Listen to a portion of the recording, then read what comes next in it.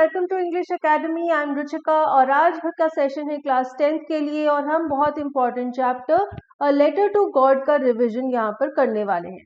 Session शुरू करने से पहले I have an important announcement. अगर आपको इंग्लिश बहुत मुश्किल लग रही है और बोर्ड एग्जाम के लिए प्रिपरेशन करना डिफिकल्ट हो गया है तो जल्दी से कमेंट्स पर जाइए और वहां पर देखिए हमने एक कोर्स का लिंक आपके साथ शेयर किया है।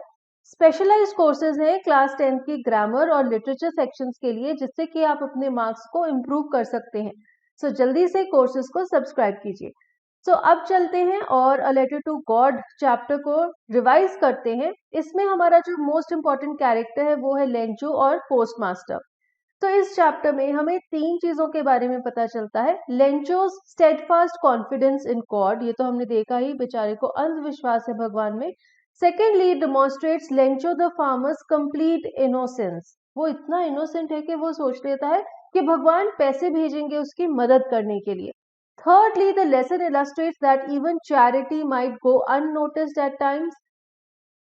पोस्ट ऑफिस के एम्प्लॉयज के साथ ऐसा हुआ। पोस्टमास्टर ने तो लेंचो की मदद करने के लिए पैसे इकट्ठे किए चैरिटी की, लेकिन फिर भी लेंचो ने उस पर शक किया और उसको लगा कि वो लोग धोखेबाज हैं और उन्होंने उसके पैसे चुराए हैं।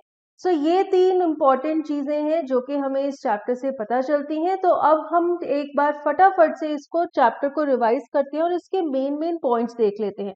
Description of Lencho house crop. So Lencho की डिस्क्रिप्शन में हमने देखा कि वो एक बहुत ही मेहनती किसान है। He is an ox of a man. Ox of a man यानी कि जिस तरह से ऑक्स होता है बहुत मेहनती जानवर, उसी तरह से लेंचो है, वो एक इंसान है लेकिन वो ऑक्स की तरह मेहनती है। फिर लेंचो पढ़ा लिखा है, वो लेटर लिख सकता है, मीन्स फार्मर तो होते हुए भी वो पढ़ा लिखा है।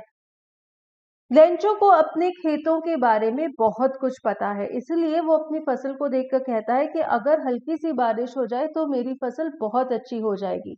अब जैसे कि हमारा देश भी एक एग्रीकल्चर बेस्ड इकोनॉमी है, तो हमें आइडिया है कि फार्मर्स के लिए उनकी जो फसल है वही सब कुछ होता है। सेम लेंचो के साथ भी है, उसके लिए उसकी फसल बहुत इंपॉर्टेंट है और इसी वजह से वो अपनी फसल के लिए बहुत कंसर्न भी है। अब हमें लेंचो के घर की डिस्क्रिप्शन क्या पता चली कि वो उस वैली का एक अकेला घर है, वो पहाड़ी के ऊपर लोकेटेड है, एक छोटी सी पहाड़ी है और उसके टॉप पर उसका घर है और वहां से नदी भी दिखती है और उसका खेत भी दिखता है। खेत में क्या क्रॉप लगा हुआ है? कॉर्न का क्रॉप लगा हुआ है, कॉर्न यानी कि मक्की। नेक्स्ट है रिक्वायर्ड वेदर। तो लेंचो के हिसाब से हल्की सी जो बारिश थी, अगर हल्की सी बारिश की बूंदे पड़ जाती तो उसकी फसल बहुत अच्छी हो जाती। एक्चुअल वेदर क्या था? पहले तो बारिश ही शुरू हुई, उसके बाद क्या हुआ? बारिश बहुत तेज हो गई, तेज हवाएं चलने लग गईं और उसके बाद हेल स्टॉर्म आ गया। हेल स्टॉर्म यानी कि जिसे हम छोटे छोटे ओले भी कहते हैं। शुरू में तो बेचारा लेंचो बहुत खुश था, उसे लग रहा था कि ये तो पैसे के सिक्के हैं, क्योंकि वो ऐसा इसलिए कहता है कि अगर अच्छी सी बारिश पड़ जाएगी तो उसकी फसल अच्छी हो जाएगी, फसल अच्छी हो जाएगी तो उसे अच्छी कमाई हो जाएगी। इसलिए उसने कहा कि ये जो बारिश है ये तो कॉइन्स के जैसी है। लेकिन उसके बाद जब सच में मोटे मोटे कॉइन्स के जैसे हेलस्टोन्स गिरने लग गए तो फिर हमारे राइटर ने कहा these truly did resemble new silver coins but he is being ironical, और वो लेंचो पर हंस रहे हैं क्योंकि ये जो हेल स्टॉर्म थी ये तो उसकी फसल को डिस्ट्रॉय कर रही थी। तो अब रिजल्ट क्या हुआ कि ये जो फ्रोजन पर्ल्स यानी कि फ्रोजन मोती गिर रहे थे, ये जो हेल स्टॉर्म पड़ रही थी, इसने उसकी फसल को बुरी तरह से डिस्ट्रॉय कर दिया। अब हमें कैसे पता चलता है कि उसकी सारी क्रॉप डिस्ट्रॉय हो गई? लेंचो कहता है it is really getting bad now. फिर पूरा 1 घंटा हेल स्टॉर्म चलती रही, उसकी पूरी फील्ड हेल स्टोन से भर गई। ऐसे लग रहा था कि वहां पर नमक बिखेरा हुआ है, व्हाइट व्हाइट कलर के जो हेल स्टोन्स गिरे हुए थे वो ऐसे नमक की तरह पूरी फील्ड में फैले हुए थे और उसका सारा कॉर्न का जो फसल है वो खत्म हो गया था। और लेंचो अपने फैमिली को कहता है अ plague of locust would have left more than this, means अगर कोई मच्छर आ जाते उसके कॉर्न्स को डिस्ट्रॉय करने के लिए, तो वो भी इतना नुकसान ना करते जितना कि इस हेल स्टॉर्म ने कर दिया है। और फिर उस रात सब लोग बहुत दुखी थे, क्योंकि अब उनके पास ना तो खाने को कुछ था और ना ही उनकी कोई कमाई होगी, क्योंकि कोई फसल ही नहीं है जिसे वो बेच सके। तो अब लेंचो ने क्या किया, वो एक गॉड फियरिंग मैन था, भगवान में विश्वास रखता था, तो उसने भगवान से मदद मांगी। अब भगवान से मदद मांगने का उसका तरीका थोड़ा इनोवेटिव था। इनोवेटिव कैसे था कि उसने एक तो पहली बात तो उसने एक लेटर लिखा भगवान को मदद मांगने के लिए, और फिर दूसरी बात उसने लेटर में भगवान से पैसे मांगे। उसने भगवान को कहा कि मुझे 100 पैसों दे दो, मेरी फसल डिस्ट्रॉय हो गई है और मेरे पास ना तो पैसे हैं ना तो कुछ खाने के लिए है, तो आप मेरी मदद करो और मुझे 100 पैसों भेज दो। अब देखो, हम में से बहुत सारे लोग हैं जो कि भगवान में विश्वास रखते हैं, लेकिन क्या हमने कभी भी भगवान को लेटर लिखी है और क्या भगवान से हमने पैसे मांगे हैं? हम भगवान से अगर मदद मांगते भी हैं तो किसी और वे में मांगते हैं, ना कि हम भगवान को सीधा एक चिट्ठी लिख दें, क्योंकि हमें पता है कि भगवान का कोई ऐसा घर नहीं है, भगवान कोई लिविंग क्रिएचर नहीं है जिसे कि हम चिट्ठी भेज सके। और हमें ये भी पता है कि भगवान तो धरती पर आएंगे नहीं पैसे देने के लिए, लेकिन लेंचो का अंधविश्वास इतना यूनिक है कि उसने एक लेटर लिखी भगवान को मदद के लिए और उसने उनसे पैसे मांगे। फिर हमने देखा कि उसने लेटर में क्या लिखा है, God if you don't help me my family and I will go hungry this year. तो ये सब कुछ लिख के उसने ये चिट्ठी कंप्लीट कर दी और एनवेलप के ऊपर लिखा टू गॉड। तो ऐसा लिख के उसने ये चिट्ठी को पोस्ट कर दिया। अब जब पोस्टमैन ने देखा कि भगवान को किसी ने चिट्ठी भेजी है, तो उसे बहुत फनी लगा, क्योंकि वो भी थोड़ा सेंसिबल व्यक्ति था। तो उसने ये चिट्ठी पोस्ट मास्टर को दिखाई। पोस्ट मास्टर, उसकी description,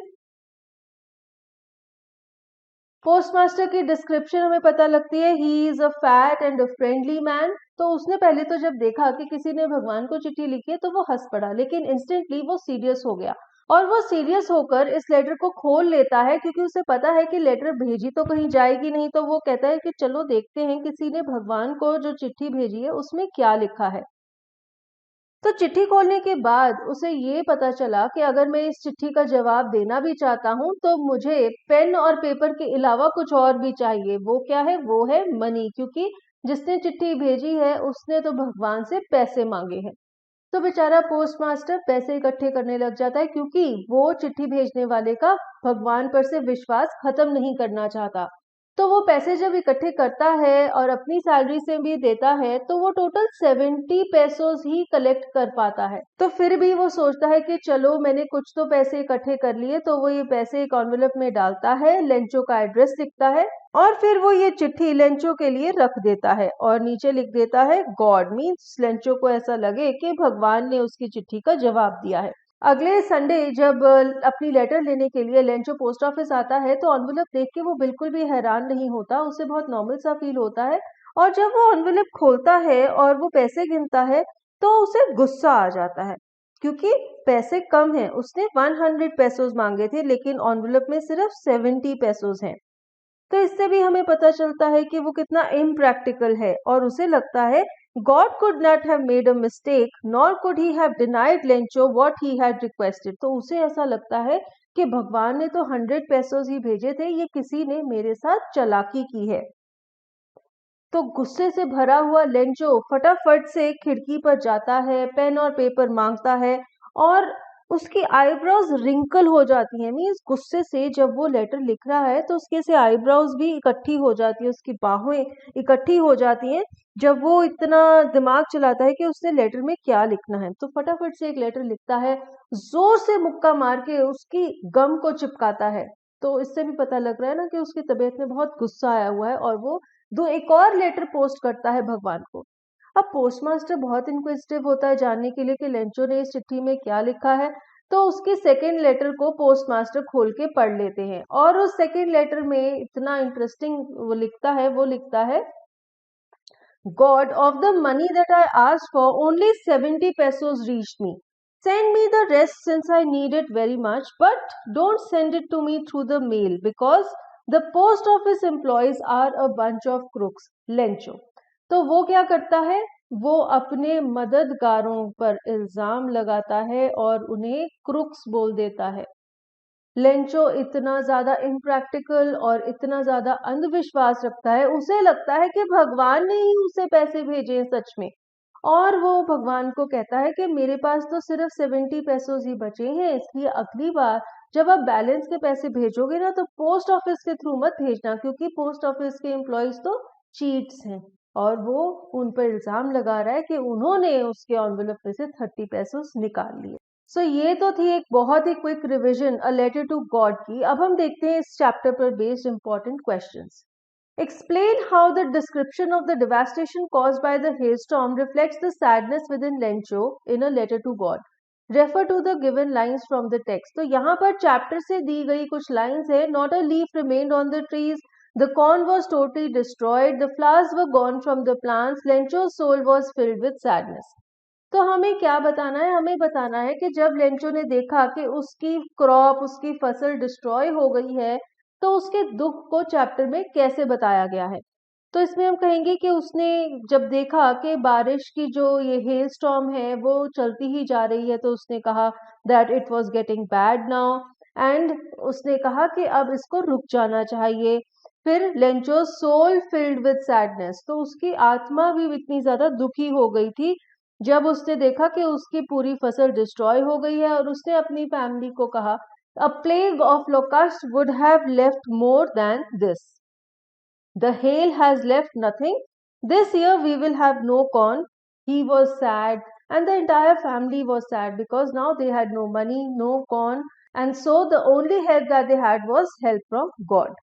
Now the next question is, imagine Robert Frost from Dust of Snow met with Lencho from a letter to God and discussed the various ways nature can influence a person's mood. Create this conversation in not more than 120 words. So this is a 5-mark question. Conversation means this is a question of dialogue writing. So हमें एक dialogue create करना है Lencho और Robert Frost के बीच में। और यहाँ पर एक स्टार्टिंग दी हुई है हमें। लेंचो कहता है, as a farmer my livelihood depends on nature and sometimes nature can be cruel. यहाँ पे वो क्यों कह रहा है ऐसा? क्योंकि हेलस्टॉर्म ने उसकी फसल को डिस्ट्रॉय कर दिया। अब फ्रॉस्ट क्या कहेगा? फ्रॉस्ट ने अपनी पोएम में हमें ये बताया है कि नेचर की दो नेगेटिव ओमेंस हैं जो वो भी उसकी लाइफ में पॉजिटिविटी ले आते हैं। तो यहाँ पे फ्रॉस्ट लेंचो को भी ऐसा ही कुछ गाइड करेंगे और वो कहेंगे, but this is not true because I have seen that sometimes bad things in nature also prove to be good for us. Like one day I was very sad, and then a crow was sitting on a hemlock tree, and when it flew off from the tree, it showered some snow on me, and that shower of snow changed my mood and I became happy. So वो क्या कहेगा? That the crow and hemlock tree which we supposed to be bad omens proved to be good for me. ये वो gist है जो कि Robert Frost Lencho को समझाने की कोशिश करेंगे। और लेंचो रिएक्शन में क्या बोलेगा वो आपकी क्रिएटिविटी है, जिस पर बेस्ड आप ये डायलॉग राइटिंग क्रिएट करेंगे और ये आंसर लिखेंगे। Who does Lencho think has taken the rest of the money? The post office employees. What is the irony in the situation? That he thinks that the helpers, the messengers, उनको ही वो crook समझ लेता है, cheat समझ लेता है। This is the irony in this story that the helpers have been blamed to be thieves. Next question. If you had been Lencho and this incident would have happened with you, what would you have done? Describe your feelings in simple words. और question ऐसे भी पूछा जा सकता है, we are faced with difficult situations at some points of time in life. God's help comes to our rescue then, but God helps those who help themselves. Comment. सो इन दोनों questions में ये आंसर काफी सिमिलर सा ही होगा। इसमें basically हमें ये बताना है कि अगर हम लेंचो की जगह होते और हम भगवान से मदद मांगते तो हम किस तरह से मदद मांगते। जैसे कि हमने देखा कि लेंचो का वे बहुत यूनिक है कि उसने भगवान को चिट्ठी लिखी, ऐसा हम में से कोई भी नहीं करता। तो हम क्या करते और हमें क्या लगता है, हम ये भी थोड़ा बता सकते हैं कि लेंचो का तरीका हमें बहुत ही इम्प्रैक्टिकल लग रहा है और ये बात भी बिल्कुल सही है, God helps those who help themselves. तो हम अपनी मदद कैसे करते, हम ऐसा क्या एक्शन उठाते। फॉर एग्जाम्पल हम कह सकते हैं कि हम भगवान को प्रे करते, हम कोई रिचुअल्स करते, हम अपनी जो सेव्ड मनी है उसे यूज करके कहीं से कुछ अपना जीवन है जो उसे चलाते और फिर कुछ और ऑल्टरनेट काम कर लेते जब तक कि हमारी नई फसल उग ना जाती, या फिर हम कहीं से लोन भी ले सकते थे, या फिर हम कुछ और कामकाज करने लग जाते। ठीक है, तो ये कुछ ऑप्शंस हैं जो कि मैं आपको दे रही हूँ कि आप ऐसा क्या करते अपनी प्रॉब्लम को ठीक करने के लिए। नेक्स्ट एक और क्वेश्चन है, How do you think the postmaster felt when he received Lencho's second letter? What do you think he did? Obviously, he was very sad when he received the second letter because उसने बहुत मेहनत की थी, अपने सब दोस्तों से, अपने सब कोलीग से चैरिटी के लिए पैसे इकट्ठे करके उसने लेंचो की मदद की थी, और वो पर्सनली ये चाहता था कि वो लेंचो का फेथ रिटेन कर सके, लेकिन वो ये नहीं चाहता था कि उसे कोई क्रुक कहे, उसे कोई धोखेबाज या चीट कहे। तो जब वो ये पढ़ता है तो उसका बहुत ज़्यादा सैड फील हुआ होगा, नॉट उसमें कोई भी डाउट नहीं है। और what do you think he did? मुझे लगता है कि उसका कोई रिएक्शन नहीं होगा, उसने कुछ भी नहीं किया, वो सिर्फ सोच में पड़ गया होगा कि ये क्या हो गया, और उसने कभी भी एक्सपेक्ट नहीं किया होगा कि लेंचो इस तरह से रिएक्ट करेगा, और उसे लेंचो के लिए ही बुरा लगा होगा कि वो बेचारा कितना इम्प्रैक्टिकल है, कितना इनोसेंट है कि वो ये सोच रहा है कि वो 70 पेसोज उसे भगवान ने भेजे हैं। नेक्स्ट क्वेश्चन देखते हैं। Lencho did not bother exploring any other means to resolve his situation but just turned to God. Do you feel that his approach was justified? Why or why not? Very good question. And मेरा तो answer होगा that no, his approach was not justified, because as the statement says that God helps those who help themselves. उसकी approach, Lencho की जो approach है वो बहुत impractical थी। Firstly, no one writes a letter to God for help, and secondly, no one asks for money and no one expects that God will send them money. Obviously, there will be some human being who will be a messenger of God who will help you, and that too when you help yourselves. तो ये जो blind faith है Lencho का कि उसने pen उठाया और God को एक चिट्ठी लिख दी और उसमें उससे 100 पेसोज मांग लिए, this is highly impractical and no one would do like this, and so Lencho is also not justified, and he should have explored some other ways in order to solve his problem. So with this we come to an end of this revision session. A letter to God is a very important chapter, and आपके exam में एक 2 marker या 5 marker question तो definitely आएगा इस chapter से, so please don't forget to revise the chapter, check out the important characters also, and start studying for your board exams. With this is Ruchika signing off. Till we meet next, take care and goodbye.